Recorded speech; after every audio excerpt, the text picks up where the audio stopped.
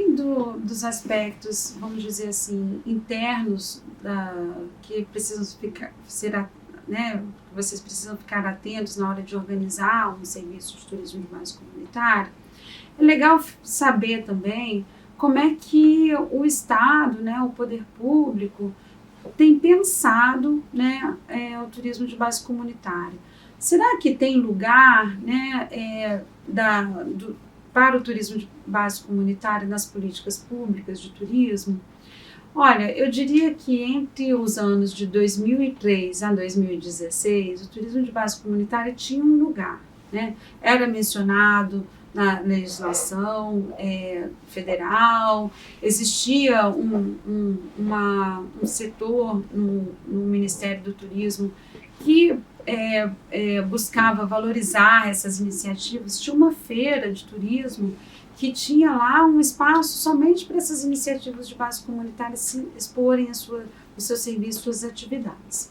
Atualmente, a gente vê um momento um pouco crítico para o turismo em geral e especialmente para o turismo de base comunitária, uma vez que as políticas relacionadas à cultura, à proteção da natureza, né, estavam até o ano de 2022 pouco privilegiadas como um campo que o Estado investia, né?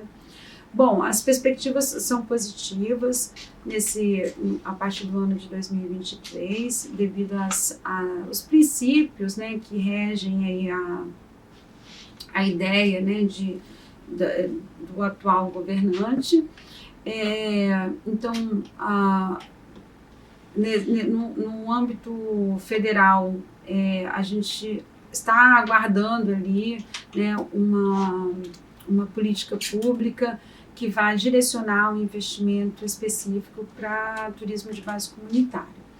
Existe uma rede nacional que, na verdade, é um grupo de WhatsApp chamado Rede Turisol, que reúne, né, várias iniciativas e seus representantes ali para debater sobre que políticas públicas são necessárias para o turismo de base comunitária. Em âmbito estadual, existe uma legislação que foi aprovada há alguns anos atrás sobre turismo de base comunitária. Essa legislação ela busca favorecer, né, essas iniciativas que ocorrem tanto no contexto urbano quanto também no contexto rural.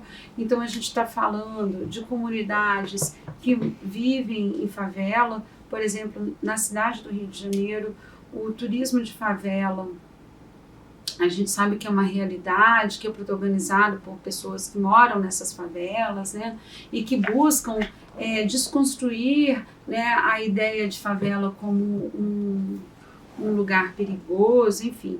Então, isso é mencionado nessa política estadual, além, né, das comunidades quilombolas, também as comunidades de pescadores tradicionais, né, os caiçaras, as comunidades que moram ou dentro ou próximo a unidades de conservação. Então, existe essa legislação. O que as iniciativas precisam fazer, no meu ponto de vista, é se organizarem para cobrar do Estado a execução de projetos no sentido de atender a essa legislação, essa política pública de turismo. Em relação à gestão de áreas protegidas, unidades de conservação, no âmbito federal, o ICMBio, que é o Instituto Chico Mendes de Conservação da Biodiversidade, é um órgão vinculado ao Ministério do Meio Ambiente, responsável pela gestão das unidades de conservação. Esse órgão reconhece as iniciativas de turismo de base comunitária e, para tanto, tem um caderno de princípios que diz que é a visão do ICMBio sobre como eles querem fomentar o turismo de base comunitária. Mas, em geral, né, esse fomento ele se dá a partir da formalização de parcerias, né, por meio de acordos institucionais, arranjos institucionais, e podem ser motivados tanto pelo ICMBio, ou seja, o ICMBio procurar essas iniciativas, ou as iniciativas procurarem o ICMBio para poder fechar esses arranjos, esses acordos. por fim, eu queria trazer aqui algumas reflexões, porque eu não quero que nosso entendimento sobre turismo de base comunitário recaia numa romantização, né? Numa idealização do turismo de base comunitária para a solução de diversos problemas relacionados ao desenvolvimento do turismo nas comunidades, ou então até mesmo problemas não relacionados ao turismo, por exemplo, problema de falta de emprego, né? Com o turismo de base comunitária vamos ter emprego, os jovens vão estar motivados, né? Não é bem isso, né? A gente sabe até que o turismo de base comunitária também pode gerar outros problemas semelhantes, porque isso é inerente, né, a essa sociedade capitalista que vivenciamos e que isso entra, né, para dentro dessas formas de organização também. Então, queria que vocês refletissem, né, que organizar o turismo de base comunitária não significa que as pessoas vão ter paz, né, entre as outras, podem existir, o consenso é uma construção que envolve negociação, que envolve pensar diferente, que envolve tempo, que envolve investimento em participar de reuniões e reuniões e reuniões. Isso é exaustivo, né? Refletir junto. Significa que muitas vezes você também vai ter que abrir mão da sua ideia para que a ideia vencedora ou a ideia eleita, né, prevaleça, enfim.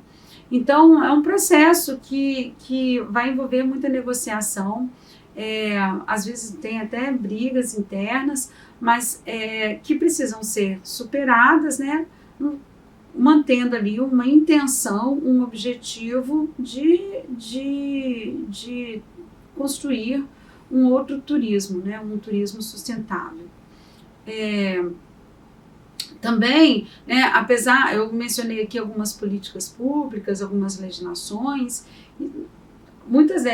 algumas delas são princípios, são políticas que estão no papel, né?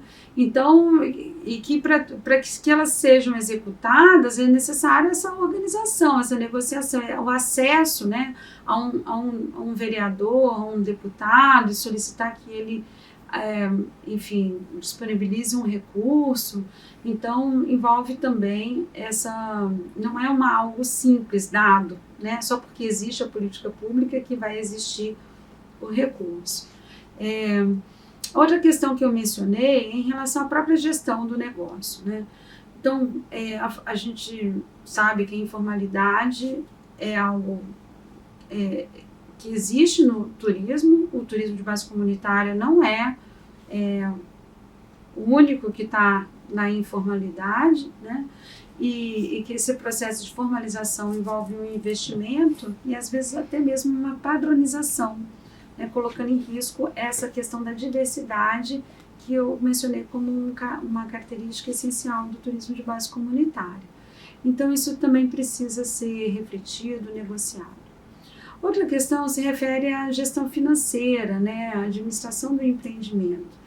Como alcançar esse equilíbrio financeiro nos primeiros anos, né? A gente sabe que algumas iniciativas, elas às vezes têm muita dificuldade de administrar financeiramente esse negócio. Então, se vocês estão tendo a oportunidade de decidir se vão entrar nessa, né, que vocês busquem, né, apoio, no sentido de se capacitar com cursos, esse curso que vocês vão ter também sobre a administração financeira, né?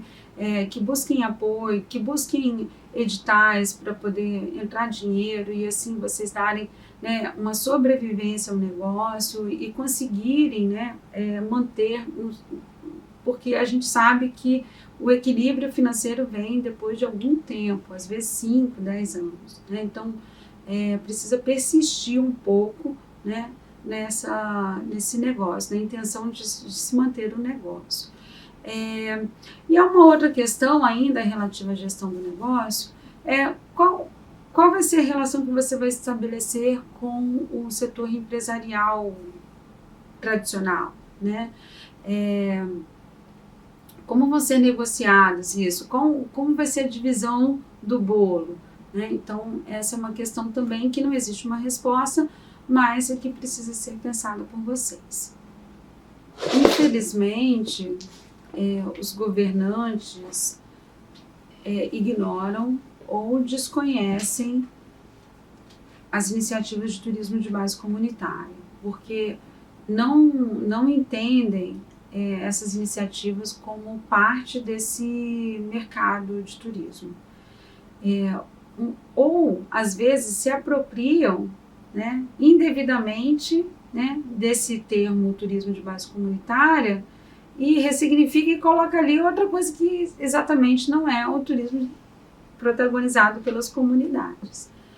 É preciso a gente ficar bastante atento a isso e cobrar, né, o devido lugar nessas iniciativas, nessas políticas públicas, nessas ações governamentais em prol do desenvolvimento do turismo. Existem algumas formas de se fazer isso, né? Acessando um vereador ou buscando participar, né, de reuniões como as reuniões dos conselhos municipais de turismo, dos conselhos das unidades de conservação e outros espaços de participação. Se fazer presente, né? Se colocar nessas reuniões e apresentar que sim, existe ali, né? E a gente também precisa ter um pedaço na divisão desse bolo aí. Até porque, né, alguns empreendimentos, como o turismo náutico, ele pode ser casado com um restaurante comunitário, né, de pescadores. Por que não fazer um passeio de barco que vai, né, envolver um almoço num restaurante? Né? Então, é preciso também, né, que não somente as políticas públicas, mas o empresariado reconheça essas iniciativas, como elas podem ser importantes para os seus negócios também. E aí a gente tem uma outra figura nos municípios, que é a figura dos Conventions Bureau.